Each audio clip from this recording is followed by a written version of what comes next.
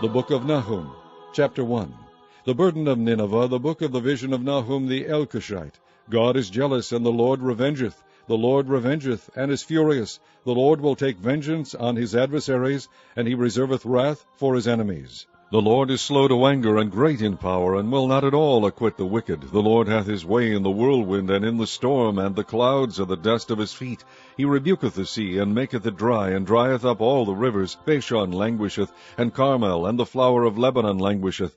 The mountains quake at him, and the hills melt, and the earth is burned at his presence, yea, the world, and all that dwell therein. Who can stand before his indignation, and who can abide in the fierceness of his anger? His fury is poured out like fire, and the rocks are thrown down by him. The Lord is good, a stronghold in the day of trouble, and he knoweth them that trust in him. But with an overrunning flood he will make an utter end of the place thereof, and darkness shall pursue his enemies. What do ye imagine against the Lord? He will make an utter end. Affliction shall not rise up the second time. For while they be folden together as thorns, and while they are drunken as drunkards, they shall be devoured as stubble fully dry. There is one come out of thee that imagineth evil against the Lord, a wicked counselor. Thus saith the Lord, though they be quiet, and likewise many, yet thus shall they be cut down, when he shall pass through. Though I have afflicted thee, I will afflict thee no more. For now will I break his yoke from off thee, and will burst thy bonds in sunder. And the Lord hath given a commandment concerning thee, that no more of thy name be sown. Out of the house of thy gods will I cut off the graven image, and the molten image. I will make the grave, for thou art vile. Behold, upon the mountains the feet of him that bringeth good tidings, that publisheth peace. O Judah, keep thy solemn feast, perform thy vows, for the wicked shall no more pass through thee, he is utterly cut off. Chapter 2.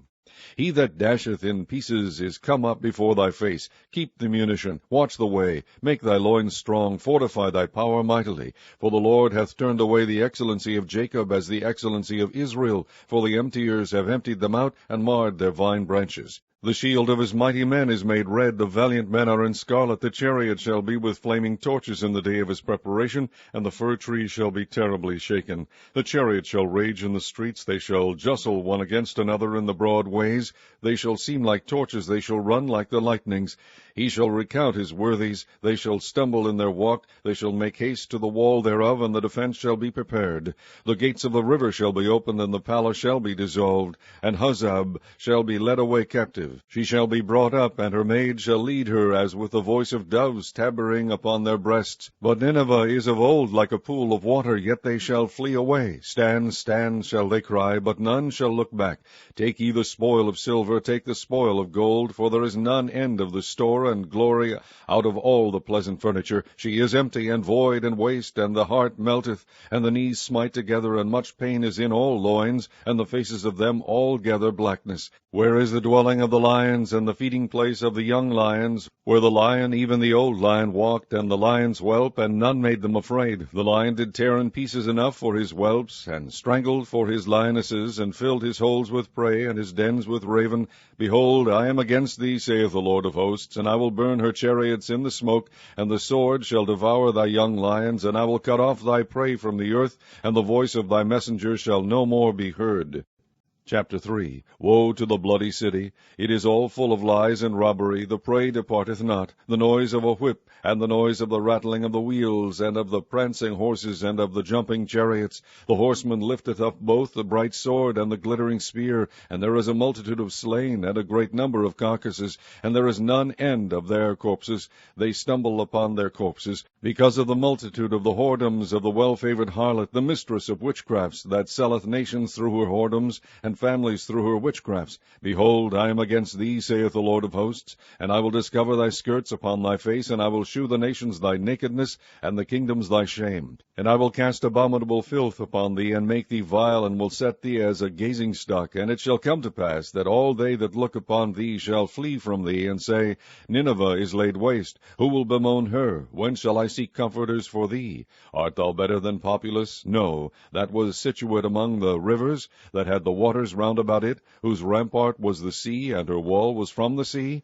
Ethiopia and Egypt were her strength, and it was infinite. Put and Lubim were thy helpers, yet was she carried away, she went into captivity. Her young children also were dashed in pieces at the top of all the streets, and they cast lots for her honorable men, and all her great men were bound in chains. Thou also shalt be drunken, thou shalt be hid, thou also shalt seek strength because of the enemy. All thy strongholds shall be like fig trees with the first ripe figs. If they be shaken, they shall even fall into the mouth of the eater. Behold, thy people in the midst of thee are women. The gates of thy land shall be set wide open unto thine enemies. The fire shall devour thy bars. Draw thee waters for the siege. Fortify thy strongholds. Go into clay, and tread the mortar. Make strong the brick kiln. There shall the fire devour thee, the sword shall cut thee off, it shall eat thee up like the cankerworm. Make thyself many as the cankerworm, make thyself many as the locusts. Thou hast multiplied thy merchants above the stars of heaven. The cankerworm spoileth and flieth away. Thy crowned are as the locusts, and thy captains as the great grasshoppers, which camp in the hedges in the cold day. But when the sun ariseth, they flee away, and their place is not known where they are. Thy shepherds slumber, O king of Assyria. Thy nobles shall dwell in the dust. Thy people is scattered upon the mountains, and no man gathereth them. There is no healing of thy bruise. Thy wound is grievous. All that bear the bruit of thee shall clap the hands over thee. For upon whom hath not thy wickedness passed continually?